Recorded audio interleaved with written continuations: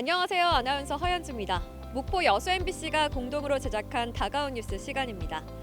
이번 주는 전남산 유기농 식품이 세계 시장에 본격적으로 진출하기 위한 채비를 서두르고 있다는 소식과 순천시 향동 와룡습지가 환경부 습지 보호구역으로 지정됐다는 소식 준비했습니다. 함께 보시죠.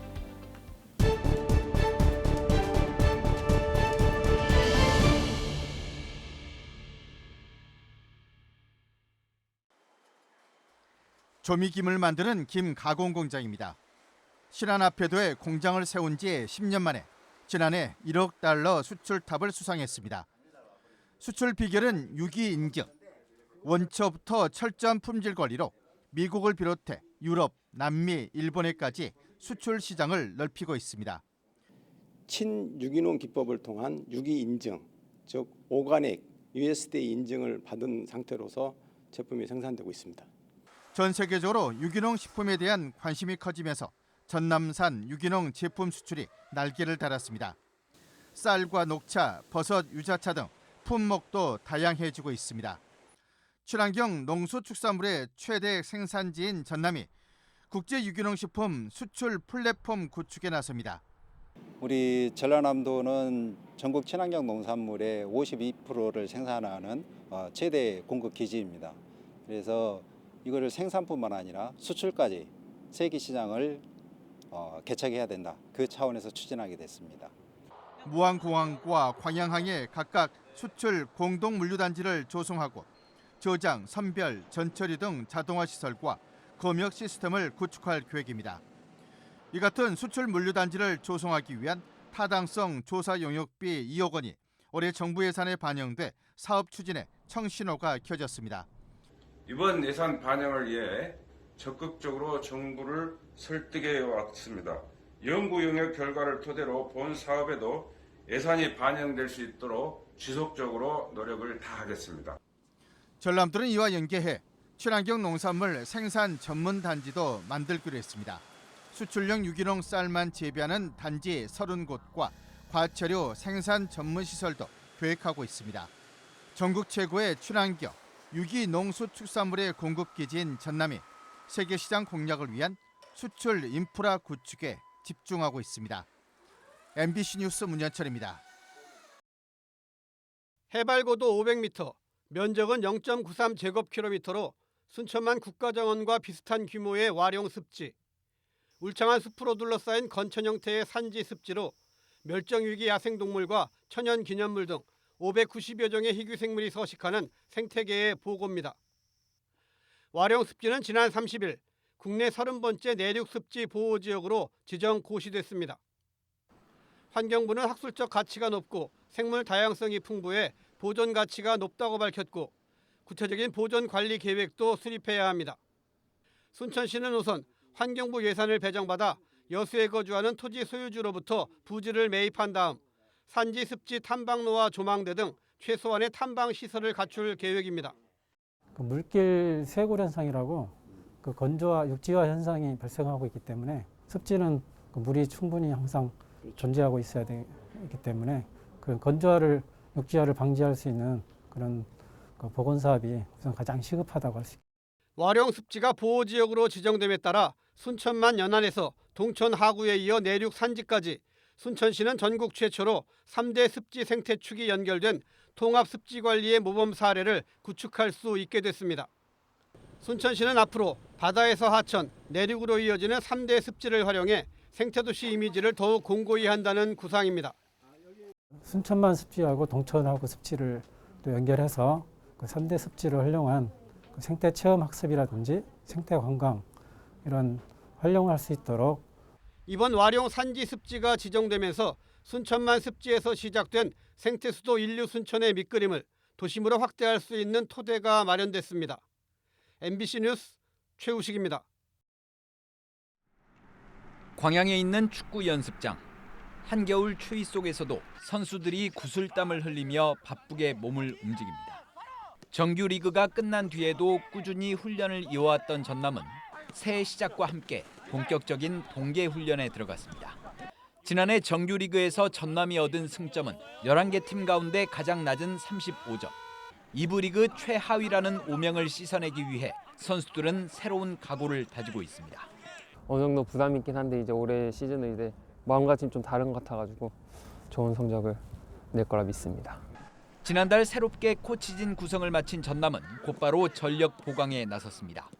인천 등에서 활약했던 수비수 강민수와 장신 골키퍼 최봉진이 전남의 유니폼을 입게 됐고 이달 중순까지 외국인 선수 등 두세 명이 추가로 합류할 것으로 보입니다. 굉장히 오랜만에 와서 설레기도 하고요. 팀에 조금이라도 도움이 될 수 있도록 먼저 열심히 해주고 그런 모습들이 좀 필요하지 않을까. 올해 2부 리그에는 2개 팀이 추가돼 1부 리그 승격을 두고 더욱 치열한 경쟁이 예상됩니다. 공격 축구를 강조하는 이장관 감독은 수비를 보강하고 골 결정력을 높여 올해는 반드시 지역민들의 성원에 보답하겠다는 포부를 밝혔습니다. 전남다운 축구는 계속 이어가야 되겠지만 그러면서 승률도 따라가는, 또한 그래서 우리 전남 팬들이 그런 승리에 대한 기쁨도 같이 가져갈 수 있는 그런 축구를 좀 하고 싶습니다. 1부 리그 승격을 위해 플레이오프 진출을 노리고 있는 전남은 오는 16일부터 다음 달 초까지 경남 창원에서 전지 훈련을 진행할 예정입니다. MBC 뉴스 문형철입니다.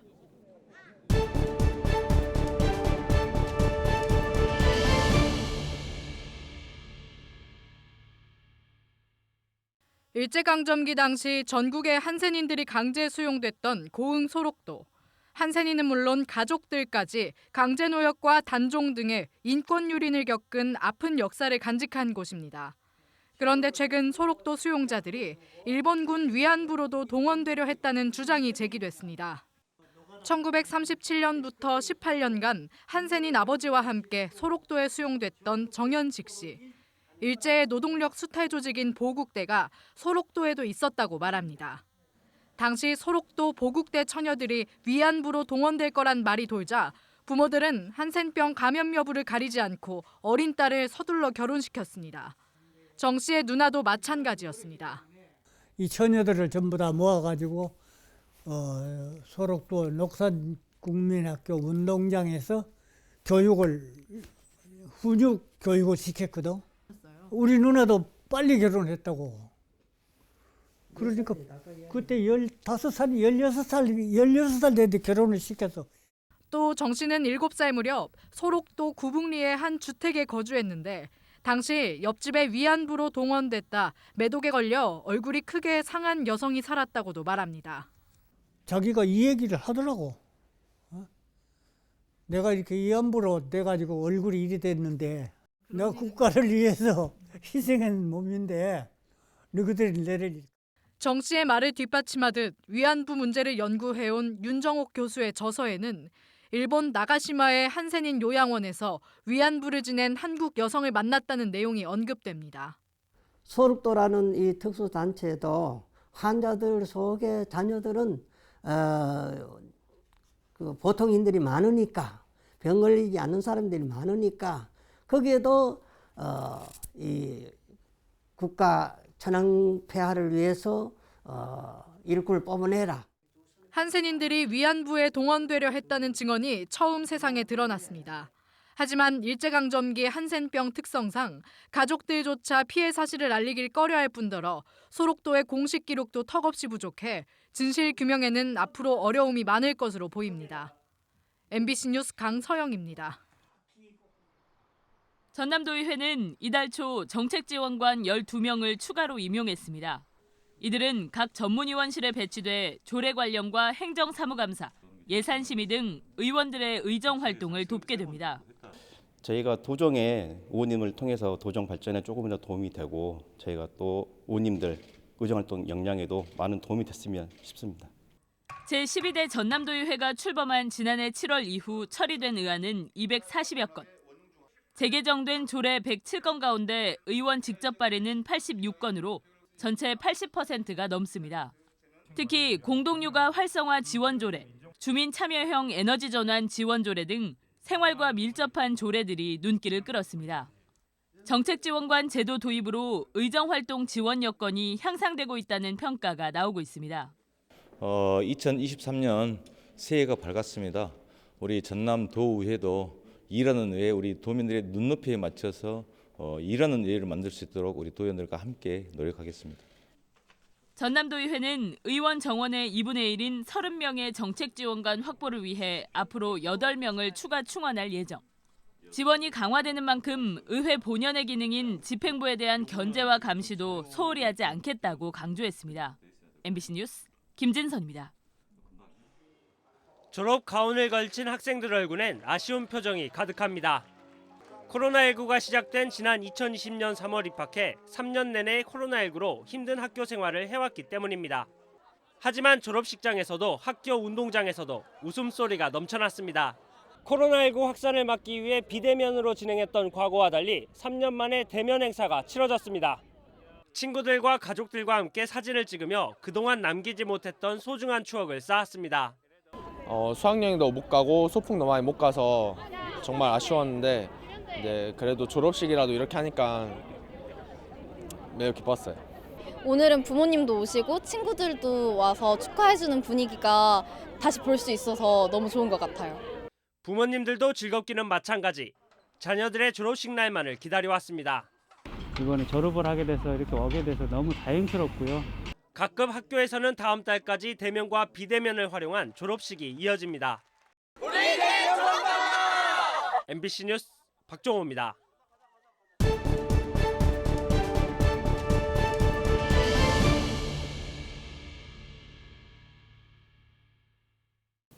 오늘 다가온 뉴스 어떻게 보셨나요? 다음 이 시간에는 더욱더 풍성한 소식으로 찾아뵙겠습니다.